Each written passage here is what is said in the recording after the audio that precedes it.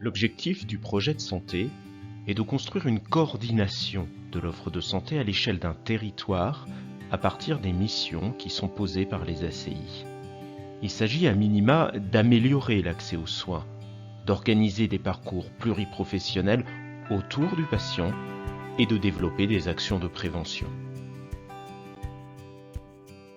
Il est important de proposer une démarche inclusive et une approche populationnelle.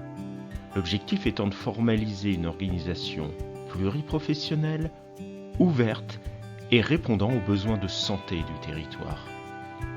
Une fois le projet déposé, cela permettra de demander un financement à l'assurance maladie pour le mettre en œuvre.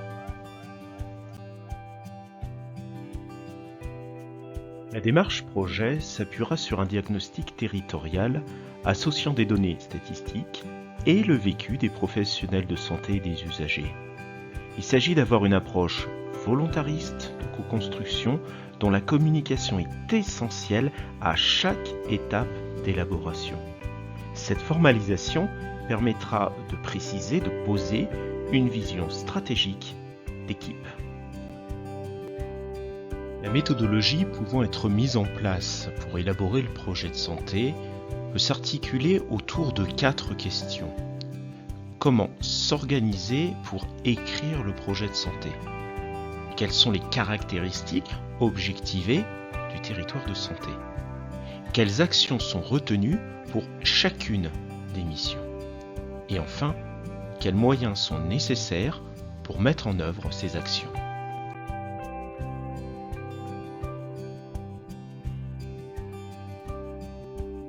Le premier conseil que l'on pourrait donner consiste à ne pas inverser les étapes de construction du projet. Par exemple, la question « Que voulons-nous faire ?» est bien avant la question « Comment allons-nous le faire ?»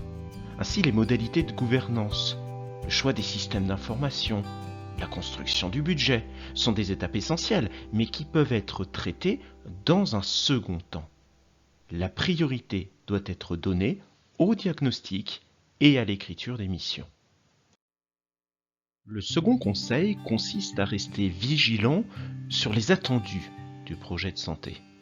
Un projet de CPTS, ce n'est pas un projet de MSP ou de réseau, c'est un projet de santé avec une vision plus large qu'un projet médical, de soins, un parcours filière de prise en charge, même si ces derniers peuvent en faire partie.